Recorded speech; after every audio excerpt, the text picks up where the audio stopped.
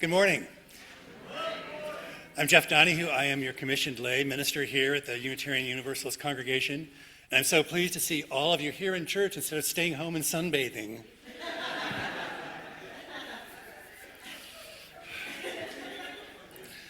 All are welcome who come in peace, no matter who you are or whom you love. As Unitarian Universalists, we gather in the spirit of love, encouraging each other in the search for deeper meaning and richer connection. We are excited to have you join us online or in person. For you joining us online, we encourage you to open up the chat window in Zoom. We will use this for our joys and sorrows, which we're not going to do today, so forget that part. The elements of the service will be posted there in the chat so you can see what's coming up. And you can also get, at that chat window, you can get help from our wonderful stream team. Let's hear it for the stream team. A little self-promotion there.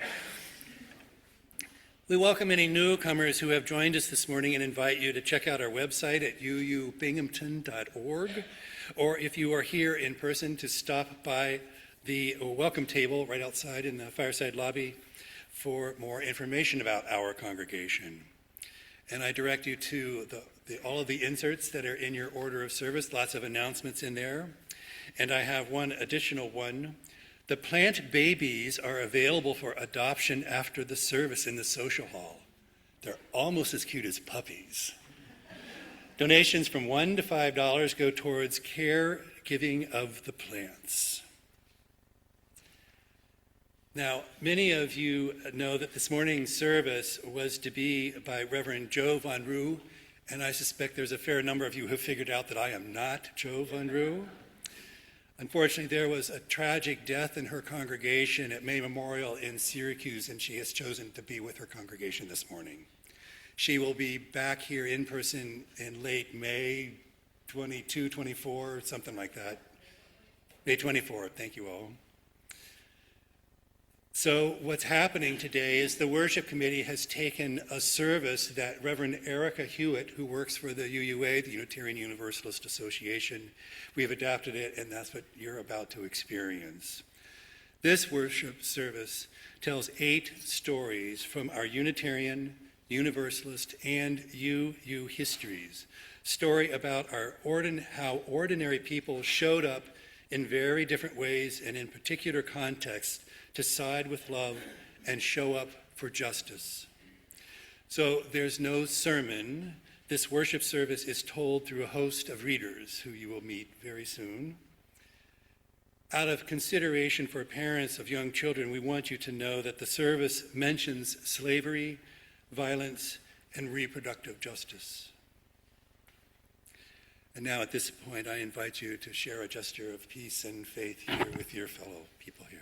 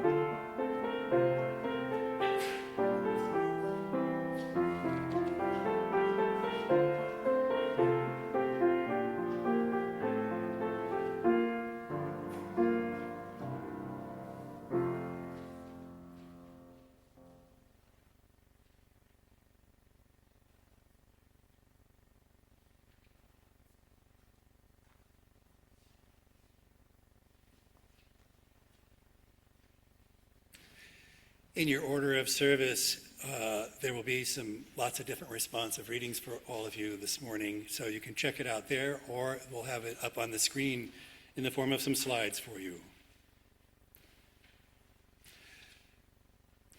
Our Unitarian Universalist faith has grown from seeds planted by our Unitarian and Universalist ancestors. From them, we've inherited a legacy of courage and compassion, finding new ways to live our values. These are the words of Reverend Elizabeth Wynne. As Unitarian Universalists, our journey is to transform the big and the small, to transform ourselves, and to transform the world. Universalism means no one is outside the circle of love, and no one is disposable. No one is outside of the circle of love, and no one is disposable. We stubbornly seek out the spark of the divine in each other, no matter what. Interdependence means none of us is truly free until we are all free, and our thriving is bound up in the earth's thriving. None of us is truly free until we are all free. We struggle for liberation from the violence of white supremacy, sexism, ableism, classism, and homophobia. Our covenants mean we make promises to our communities to honor love and justice above all else.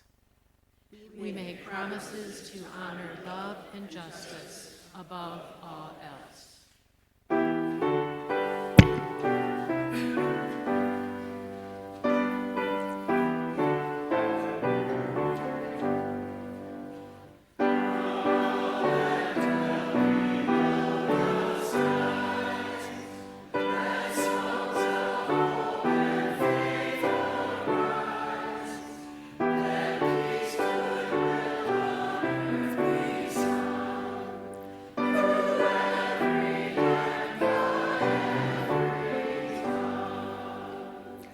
And our covenant. Love is the spirit of this congregation, and service is its life. This is our great covenant, to dwell together in peace and seek truth and love, and to help one another. To be a Unitarian Universalist means we'll never be done with the work of telling the truth about oppression, the work of resisting any laws, policies, or practices that deny anyone their humanity, the work of stubbornly seeking out the spark of the divine in each other no matter what, the work of creating heaven on earth. To be a Unitarian Universalist also means we're not alone in the work. We are not alone because of our promises to love one another. We are not alone because we are companions on the journey. We grow ourselves into allies, helping one another get free, because none of us is truly free until we are all free. And now, if you're willing and able, please join us in singing hymn 323, Break Not the Circle.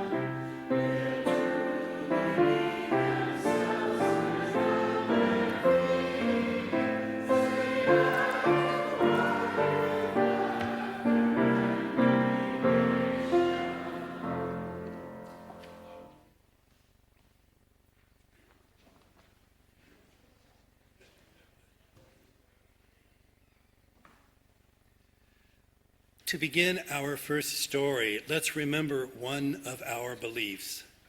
No one is outside the circle of love, and no one is disposable. In September 1938, Nazi Germany invaded northern Czechoslovakia. Thousands of refugees, Jews and others fearing Nazi occupation, fled south, many ending up in Prague. In January 1939, the Reverend Waitstill Sharp and his wife Martha could have turned down the request from the American Unitarian Association to leave their children and home and head to Prague to aid persecuted people. An isolationist America was not yet at war and reluctant to open its doors to refugees. 17 others had declined the mission, but the Sharps said yes.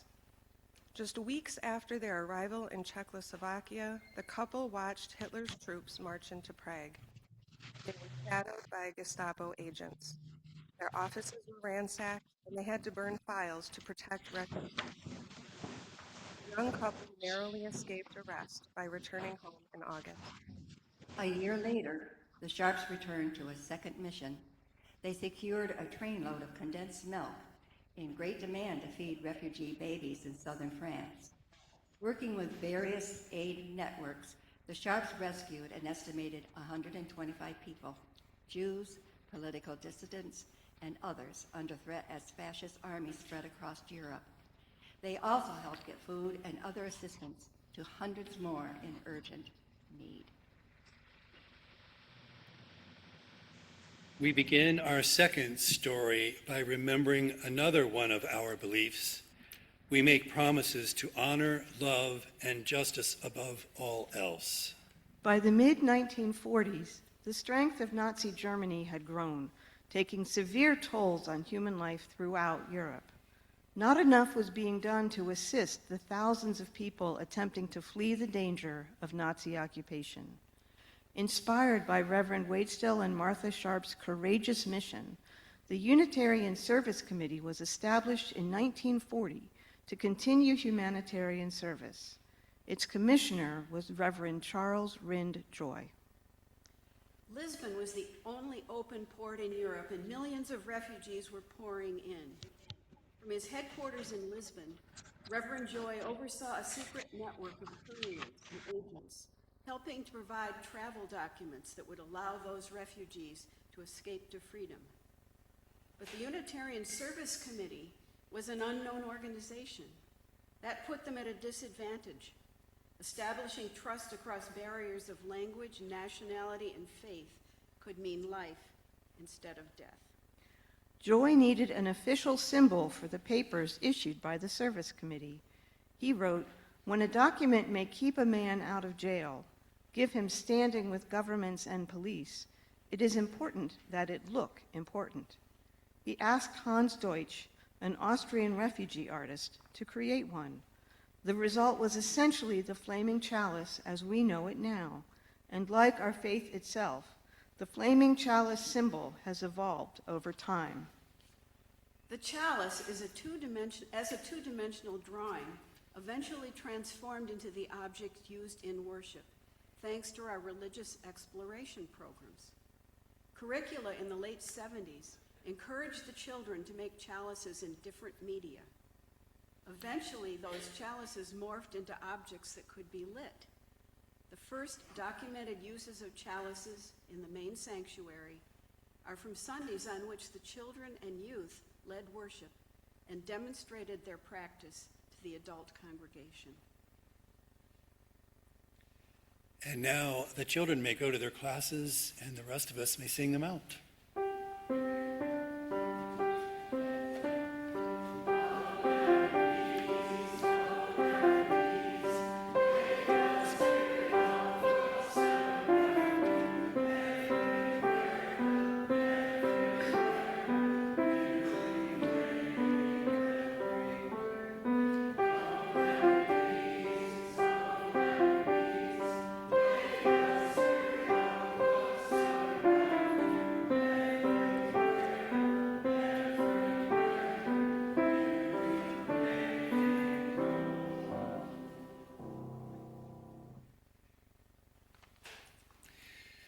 We begin our third story by remembering that none of us is truly free until we are all free. In the 1800s, white Unitarians and Universalists had inconsistent responses to what we now recognize as the evil of slavery. The country's bitter divisions grew when the Fugitive Slave Act was passed in 1850. Some Unitarians and Universalists stayed on the sidelines, while others became avid abolitionists. Unitarian minister Reverend Theodore Parker was an abolitionist. He was a leading member of the Boston Vigilists Committee, an underground group that helped hundreds of enslaved people find freedom. In 1854, a 19-year-old enslaved person named Anthony Burns escaped from slavery in Virginia and fled to Boston, where he was arrested and held at the courthouse. A crowd of 5,000 assembled at Boston's Faneuil Hall, where Theodore Parker told them, "I love peace, but there is a means and there is an end. Liberty is the end, and sometimes peace is not the means towards it." Meanwhile, members of Boston's black community were meeting nearby and rushed to the courthouse in an attempt to rescue Burns. Hundreds of white abolitionists ran from Faneuil Hall to help them. An estimated 2,000 anti-slavery protesters mobbed Court Square that Friday night and tried unsuccessfully to free Burns. The United States was built on a legacy of slavery, racism, and oppression that continues to take new, ever-changing forms. Today, 172 years after the Boston slave riot, Unitarian Universalists bear witness to the systemic devaluing of black lives. We commit ourselves to dismantling systems of white supremacy, which is an institutionalized cultural pattern reaching far beyond any single incident or person.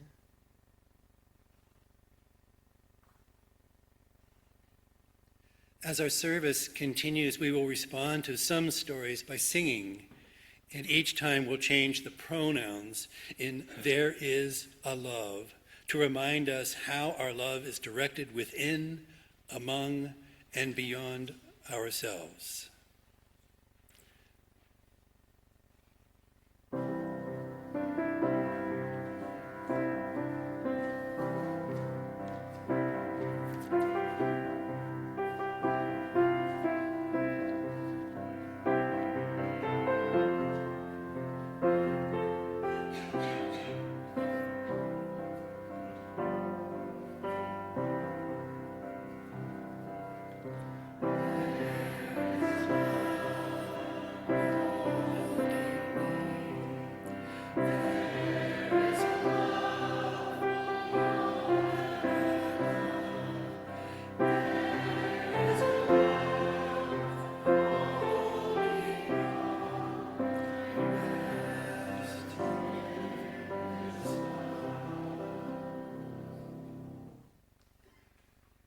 We remember again that none of us is truly free until we are all free. In the years before Kansas was admitted to statehood in 1861, there was a violent conflict about whether slavery would be legal in the new state. John Brown, who had been born in the territory that became Kansas, was fiercely opposed to slavery. He believed that violence was justified in this righteous cause because white people would never willingly, peacefully put an end to slavery.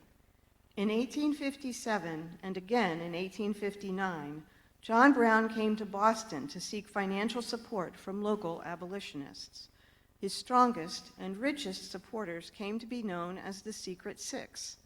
5 of them were Unitarians. 2, Theodore Parker and Thomas Wentworth Higginson, were Unitarian ministers.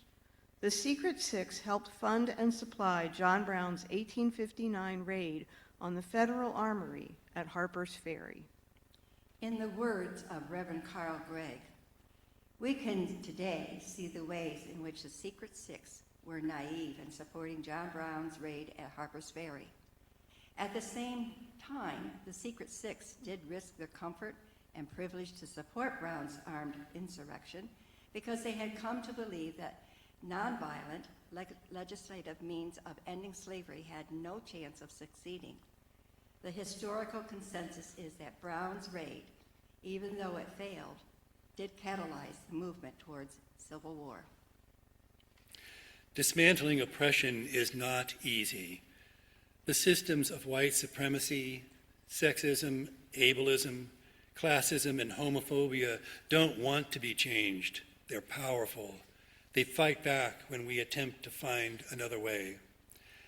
How far would you go to set other people free? It's your question to answer. Our Unitarian Universalist tradition will not provide the answer for you.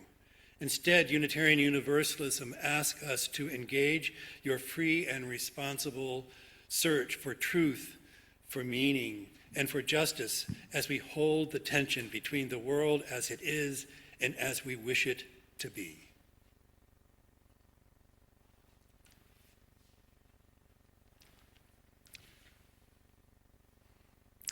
Now is the time for our offering. You can participate by finding the donate button at the top of our website, uubinghamton.org. Or if you are here in person, our ushers will move along the center aisle to receive your donation. If you are a first or second time visitor among us today, we invite you to let the collection plate pass you by. Your presence here is gift enough. And you may have noticed another insert in your order of service, this little card. So the financial gifts that all of you give keep this place going. They give the lights happening. They let us do the streaming and all of that. But there's many gifts that people do here to keep this congregation, indeed this community, going. So if you would like to express your gratitude towards someone or some group, you can fill out this card and turn it in at the offering plate or later after the service. And if you have something you would like to offer our congregation, you can also write that down on the card. Our offering will be gratefully received.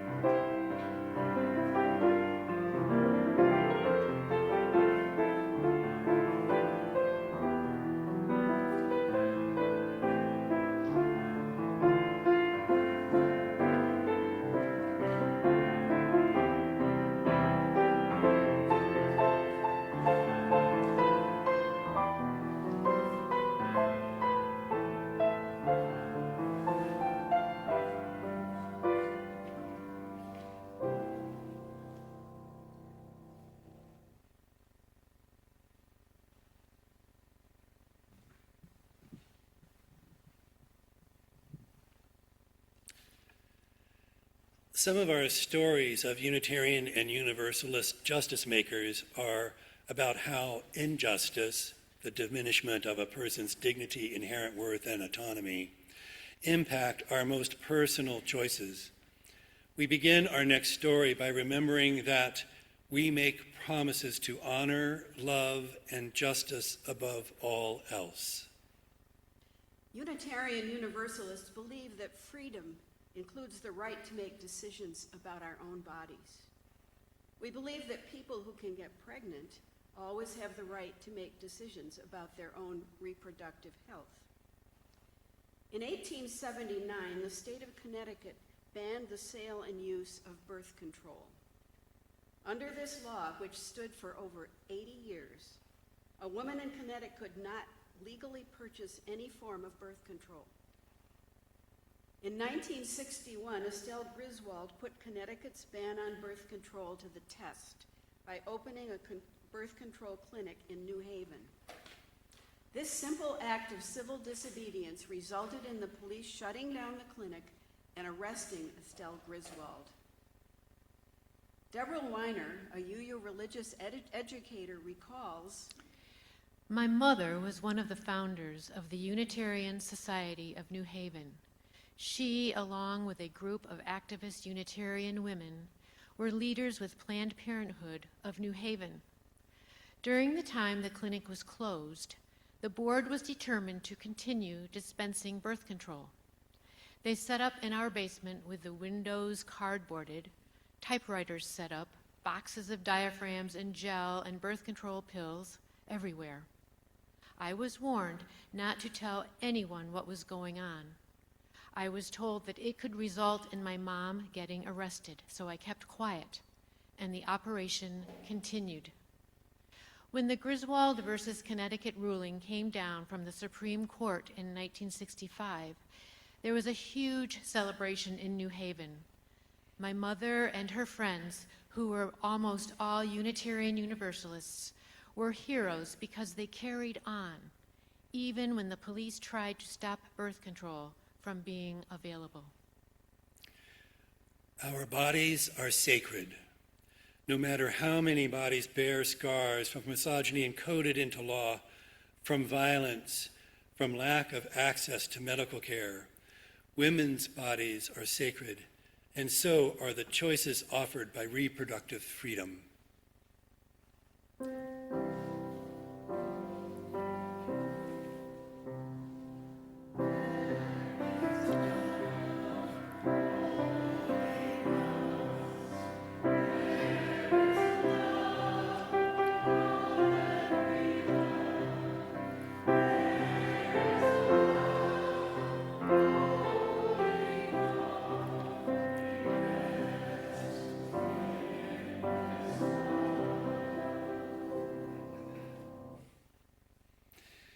Unitarian Universalists know that life comes with hard choices, and we believe that pregnant people can be trusted to make hard choices, including the decision to terminate a pregnancy. Even after the Griswold versus Connecticut ruling in 1965, it was difficult for women to get birth control in many areas of the country. It was illegal and often deadly to seek an abortion. In 1967, an unlikely group formed to help women obtain safe abortions, the Clergy Consultation Service, an underground network of rabbis and ministers, including UU ministers. The charge for aiding and abetting an illegal abortion was a $1,000 fine and up to a year in prison. But the Clergy Consultation Service operated out in the open, says one minister, sending the message that we were choosing to defy the law in order to adhere to a higher law. By 1973, roughly 1,400 clergy members across the country had helped hundreds of thousands of women access safe abortions. Having clergy take such risk helped to change social attitudes about abortion, and the case that became Roe versus Wade started in Texas. With encouragement from Unitarian Universalists, especially the Women's Alliance of the First Unitarian Church of Dallas. Today, we affirm this commitment. In the words of Reverend Lisa Sargent, the movements for reproductive rights, for gay and lesbian rights, for civil rights, for immigrant rights, for human rights cannot be separated. Each of them is fundamentally about ensuring that every person has control over their own life. Will you again enter into the spirit of meditation as we sing together?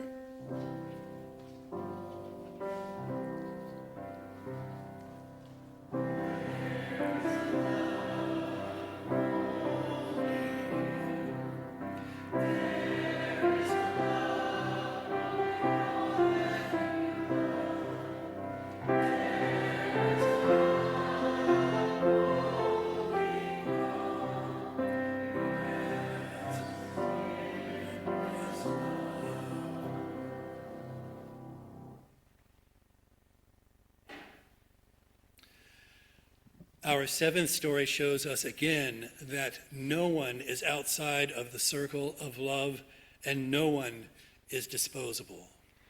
In 1982, the CDC created the term AIDS, acquired immune deficiency syndrome, to describe an infection that was killing people.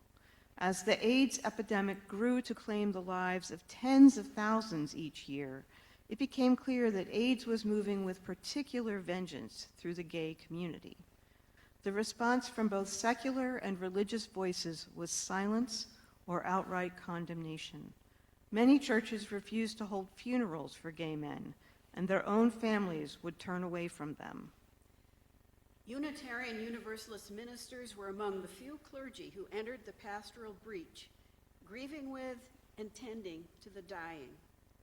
One of them, Reverend Kim Crawford Harvey, recalls, I conducted the early memorial services with the clear insight that the first victims of a massive shipwreck were just washing ashore, though I couldn't possibly have imagined the magnitude of the loss. Time and again, we stood facing the ocean and scattered the ashes of our dead into the wind. Harvey remembers sitting in silence with a dying parishioner. Listen, he said, breaking the silence. In all this madness, even if it kills every single one of us, and there's no one left to tell the stories, it matters that we love each other well. We are left to tell the stories. It matters that we continue to love each other well, that we make promises to honor love and justice. Please sing again as we remember the love that lives inside each of us and which continues to call us.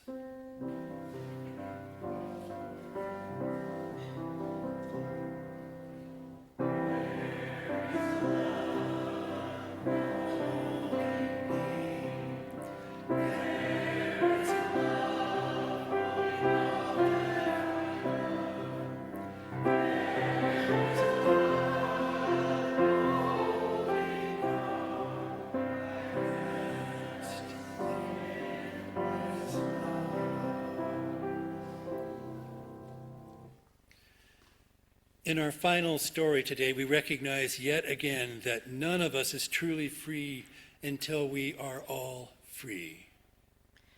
On Sunday, March 7th, 1965, Alabama state troopers attacked 600 unarmed protesters as they walked across the Edmund Pettus Bridge outside Selma, in an attack that became known as Bloody Sunday.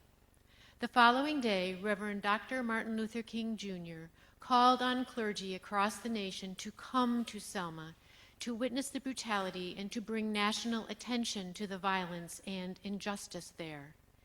In his call to clergy, Dr. King wrote, No American is without responsibility. The people of Selma will struggle on for the soul of the nation, but it is fitting that all America help to bear the burden.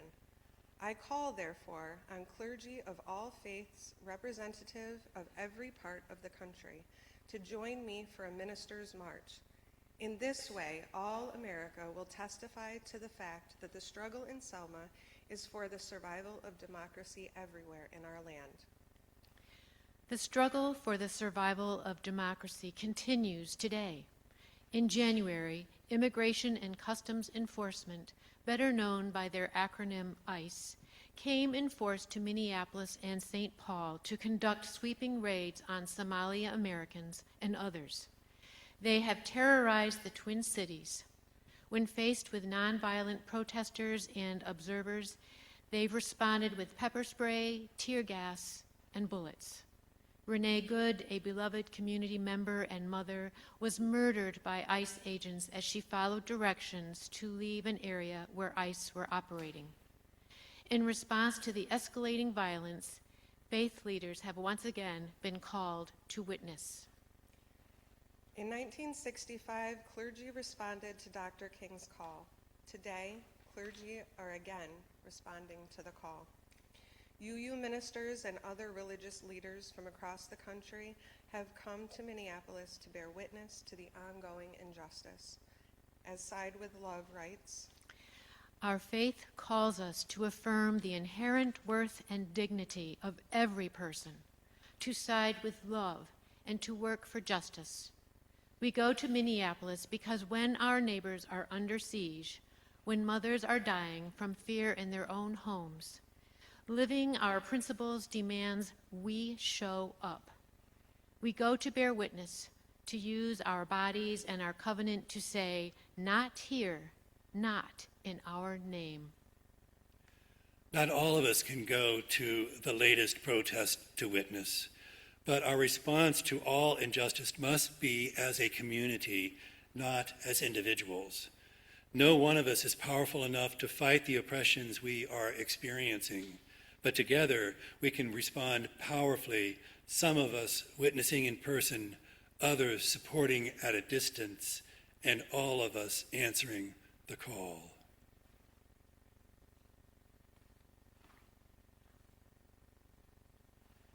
And now I invite you into a time of prayer followed by some silent meditation. So I invite you to get comfortable in your seat and take a deep, slow breath. Reverend Ali Casey Bell offers this prayer. Spirit of love and justice, because we know these two must be held together if we are to get where we are going. Be with us now in a time when so much is changing, unimaginable, horrific, multiplying by the day. Give us the strength not to turn our heads, but to lift our voices, our bodies, our very selves, to keep bending the moral arc toward thriving, toward equity, toward care for all. Help us examine and act on what we are learning, not only about the world, but about ourselves, about how we shape, echo, and amplify the noise of division.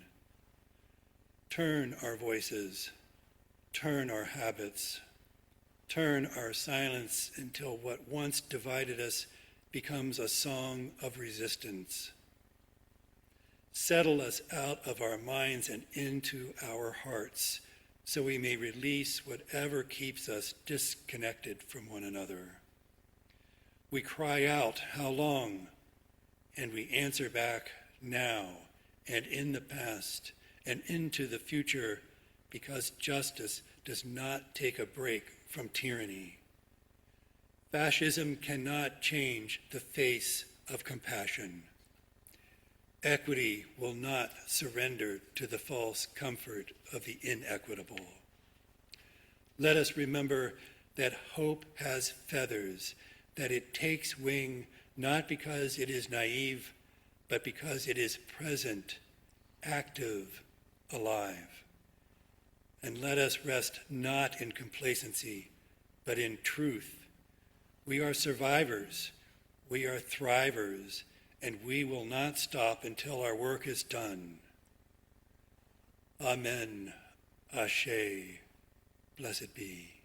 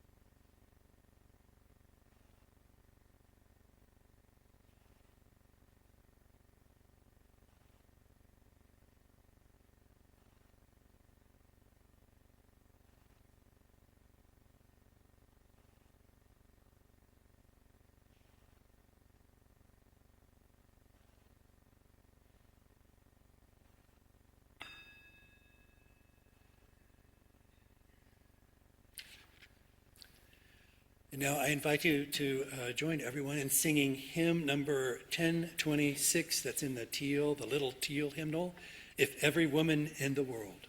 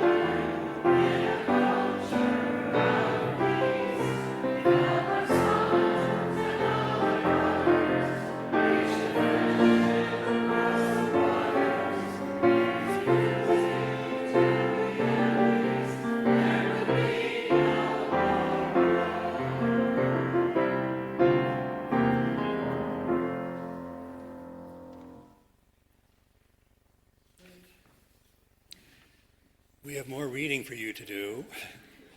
We're going to extinguish our chalice, and you're going to help us.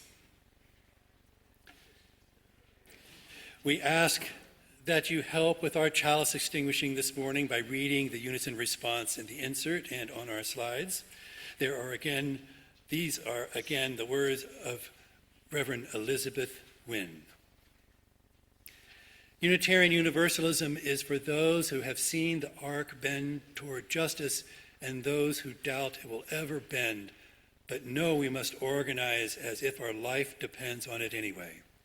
Some theologies say that only some people are saved. From those theologies flows a world where people are criminalized for their identities, for being Muslim, transgender, black, undocumented.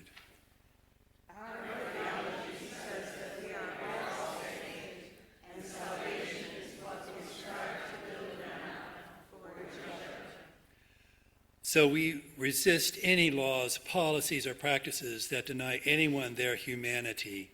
We know that now on earth is our chance to create heaven.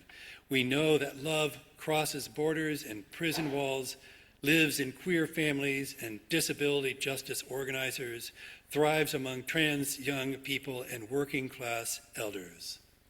We extinguish this chalice with gratitude for our roots, the ancestors who taught us to be brave in creating a fair and loving world. The flame is now ours, as is their work. We side with love, we work for justice, and we carry the flame forward. Thank you. Now enjoy the postlude and leave after that.